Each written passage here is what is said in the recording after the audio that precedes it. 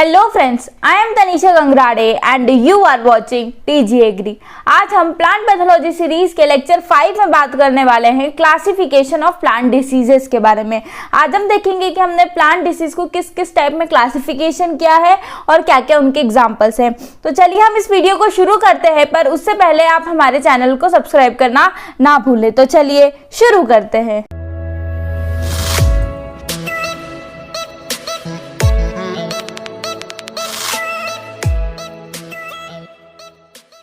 तो अब हम बात करेंगे कि हमने प्लांट डिसीज को किस किस बेसिस पर क्लासिफाई किया है। तो सबसे पहले हमने डिसीज को क्लासिफाई किया on the basis of plant part affected. Next one is on the basis of spread. Next is based on the sign and symptoms produced by the pathogen. Next one is based on host plant affected. Next is based on major causes. And the second last one is classification of animate diseases in relation to their occurrence. The last one is based on infection process. तो इन 7 types से हमने plant disease को classify किया है। अब हम इन हर type को आगे ब्रीफ में देखेंगे।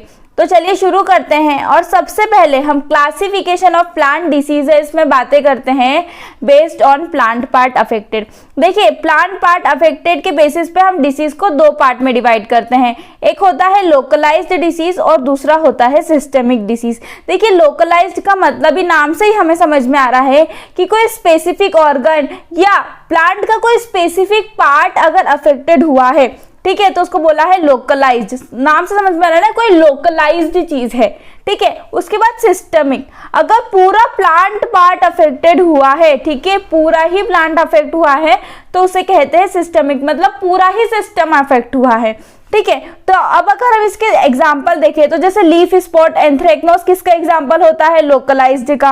वहीं पे डाउनी मिल्ड्यू, मोजेक, ये किसका एग्जांपल होता है? सिस्टमिक डिसीज का, ठीक है। नेक्स्ट हम देखते हैं based on perpetuation and spread, कि वो स्प्रेड किसके थ्रू होती है। देखिए, अगर कोई भी डिसीज सॉइल के थ्रू स्प्रेड हो रही है ना, तो उसको हम कहेंगे सॉइल बोर्न डिसीज। अगर सीड के थ्रू अगर कोई डिसीज फैलती है तो उसे हम कहते हैं सीड बोर्न डिसीज। और एयर के थ्रू अगर कोई भी डिसीज फैलती है तो उसे हम क्या कहते हैं? उसे हम कहते हैं एयरबोर्न डिसीज। अब एयरबोर्न डिसीज के एग्जांपल हम जानते हैं क्या होता है? रस्ट, पाउडरी मिल्ड्यू, जितने भी मिल्ड्यूज होते हैं ना, वो कैसे होते हैं? एयरबोर्न डिसीज, ठीक है। सीड बोर्न डिसीज का भी हम एग्जांपल जानते हैं, जो स्मट होती है वो कैसी होती है? वो होती है अपनी seed borne disease. Soil borne के एग्जांपल आप मुझे कमेंट में करके बताएंगे, ठीक है। तो अभी हमने देखा दो क्लासिफिकेशन, एक तो plant part affected, second is based on spread. अब हम तीसरे पार्ट में बात करेंगे based on the sign and symptom produced by the pathogen, कि पैथोजन किस किस टाइप के साइन प्रोड्यूस कर रहे हैं या किस टाइप के सिम्टम्स प्रोड्यूस कर रहे हैं। इस बेसिस पर हमने डिसीज को क्लासिफाई किया है। तो अब वो कौन कौन से साइन सिम्टम्स प्रोड्यूस करते हैं? जैसे rust, smut, powdery mildew, downy mildew, root rot, wilt, blight, canker, fruit rot, leaf spot.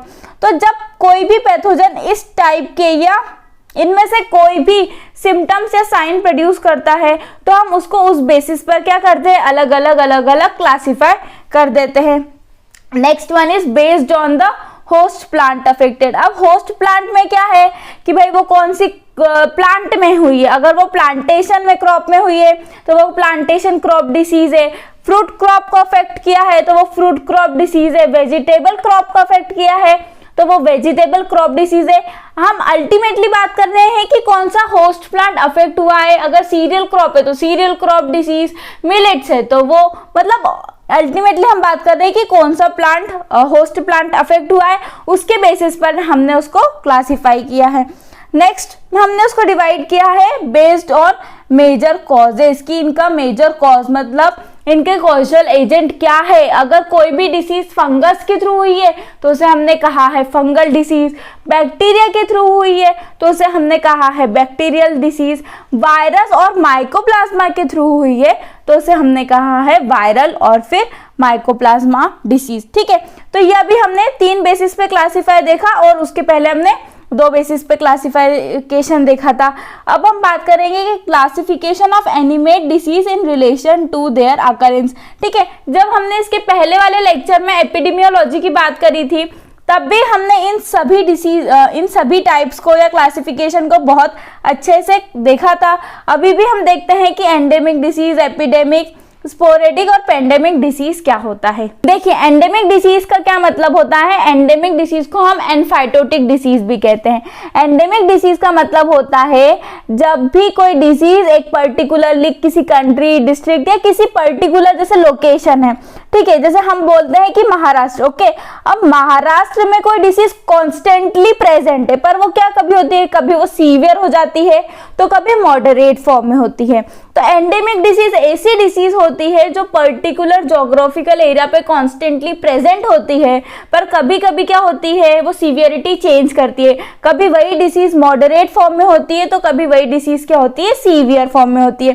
जैसे बेस्ट एग्जांपल क्या है इसका, सिट्रस कैंकर। सिट्रस कैंकर हमें पता है क्या होता है कि वो प्रेजेंट है, हमेशा प्रेजेंट होता है, पर कभी क्या होता है, वो बहुत सीवियर फॉर्म हो जाता है, कभी उसको क्या रहता है, मॉडरेट फॉर्म होता है, ठीक है। उसके बाद हम बात करते हैं एपिडेमिक डिसीज के बारे में। एपिडेमिक डिसीज को हम एपिफाइटोटिक डिसीज भी कहते हैं। देखिए एपिडेमिक डिसीज का क्या मतलब होता है, ये ऐसी डिसीज जो ना पीरियोडिकली आती है, पर वो जब भी आती है बहुत ही ज्यादा सीवियर लॉस होता है, उसकी वजह से एकदम सीवियर फॉर्म में आती है कि कभी कभार पूरी तरीके से डिस्ट्रक्शन और पूरी तरीके से लॉस हो जाता है। तो ऐसी डिसीज जो एक बार आए और बहुत ज्यादा सीवियर फॉर्म में आए तो उसे कहते हैं एपिडेमिक डिसीज, ठीक है। नेक्स्ट वन आती है हमारी स्पोरेडिक डिसीज। तो ऐसी डिसीज जो इरेगुलर इंटरवल्स में आती रहती है किसी पर्टिकुलर लोकेशन में, तो उसे हम कहते हैं स्पोरेडिक डिसीज।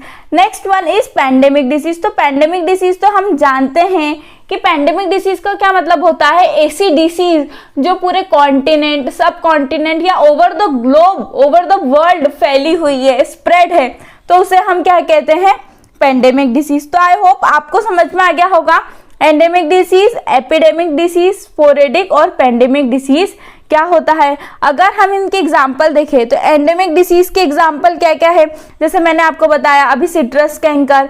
एपिडेमिक डिसीज के एग्जाम्पल है wheat stem rust, powdery mildew, late blight of potato and sugarcane red rot. वहीं पे स्पोरेडिक डिसीज के एग्जाम्पल है Fusarium wilt of cotton, grain smut of sorghum and wheat loose smut. और last में pandemic disease के example क्या क्या है, late blight of potato and stem rust, ठीक है। तो ये अभी हमने डिसीज को किस बेसिस पे क्लासिफाई किया, on the basis of animate disease in relation to their occurrence, कि वो कहाँ पर किस बेसिस पे कितनी सीवियर आती है, क्या क्या उसका अकरेंस है, ठीक है। अब लास्ट हम देखेंगे बेस्ड ऑन इन्फेक्शन प्रोसेस। तो इन्फेक्शन प्रोसेस तो हम जानते हैं बहुत इजी है, दो टाइप में होती है, एक होती है इन्फेक्शियस डिसीज और दूसरी होती है नॉन इन्फेक्शियस डिसीज। तो इन्फेक्शियस डिसीज वो होती है जो कभी भी होस्ट प्लांट या इन्फेक्टेड प्लांट से हेल्दी प्लांट में क्या होती है, ट्रांसमिट होती है, ट्रांसफर होती है। तो ऐसी डिसीज को हम क्या कहते हैं, इन्फेक्शियस डिसीज, है ना। अब इन्फेक्शियस डिसीज किसके मतलब थ्रू होती है, ये जो भी वायरल डिसीजेस होती है ना, फंगस, बैक्टीरिया, इनके थ्रू जैसी भी डिसीज होती है वो क्या करती है, हमेशा फैलती है एक पेड़ से दूसरे पेड़, है ना, इन्फेक्शियस प्लांट से हेल्दी प्लांट में। सेकेंड आती है नॉन इन्फेक्शियस डिसीज, है ना। तो नॉन इन्फेक्शियस डिसीज वो डिसीज होती है जो पर्टिकुलरली किसी मिनरल, न्यूट्रिएंट या इन्वायरमेंटल कंडीशन जैसे पीएच, सॉइल, इनकी वजह से जो भी डिसीज होती है, या बोल सकते हैं इसकी वजह से जो भी डिसऑर्डर होता है वो कैसा होता है, नॉन इन्फेक्शियस होता है, वो कभी भी फैलता नहीं है, ठीक है। सपोज एक प्लांट है, अगर इसको किसी चीज की कमी हुई तो वो इसमें ही शो होगा ना, और वो दूसरे प्लांट में थोड़ी फैलेगा, है ना। तो ऐसी डिसीज जो कभी फैलती नहीं है उसे कहते हैं नॉन इन्फेक्शियस डिसीज। और ऐसी डिसीज जो ट्रांसमिट होती है from infected plant to healthy plant, तो ऐसी डिसीज को हम बोलते हैं इन्फेक्शियस डिसीज, ठीक है। तो आज हमने 7 टाइप से प्लांट डिसीज को क्लासिफाई किया था, ठीक है। तो आई होप आपको आज का हमारा ये लेक्चर समझ में आ गया होगा और इसके एग्जाम्पल्स आपको मेनली पता होना चाहिए, ठीक है, क्योंकि डायरेक्टली यहाँ से ऐसे क्वेश्चन नहीं पूछेंगे, इसमें आपको पूछे जाते हैं एग्जाम्पल से क्वेश्चन, वो आपको पता होना चाहिए। फ्रेंड्स, अगर आप ये पीडीएफ डाउनलोड करना चाहते हैं तो इसकी लिंक आपको हमारे डिस्क्रिप्शन में दी है। अगर आपकी कोई भी क्वेरी हो, क्वेश्चन हो, कुछ भी चीज़ अगर आप हमसे पूछना चाहते हैं तो आप हमसे यूट्यूब पर कमेंट करके पूछ सकते हैं। आप हमसे व्हाट्सएप ग्रुप और टेलीग्राम चैनल पर भी कुछ भी क्वेश्चन पूछ सकते हैं, इसकी लिंक भी हमने आपको डिस्क्रिप्शन में दी है। साथ ही इंस्टाग्राम और फेसबुक पेज को भी आप हमारे फॉलो कर सकते हैं, जिसकी लिंक आपको डिस्क्रिप्शन में मिलेगी। साथ ही हमारी एक वेबसाइट भी है tgagri.com करके, जहां पर हमने एग्रीकल्चर के सभी जितने भी पीडीएफ है उसको बहुत ही सिस्टमेटिक वे में अरेंज किया हुआ है। आप इजीली वहां पे जाइए, आपको इजीली सारी चीजें मिल जाएगी। तो आई होप आपको हमारा आज का लेक्चर पसंद आया होगा। आज के लेक्चर को हम यही खत्म करते हैं, पर उससे पहले stay healthy and stay happy. Thank you.